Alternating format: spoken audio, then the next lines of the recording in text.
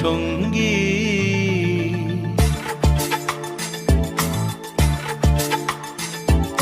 মনোমোর মেঘের সঙ্গী, উড়ে চলে দিক দিগন্তের পানে, নিঃসীম শূন্যে শ্রাবণ বর্ষণ সঙ্গীতে।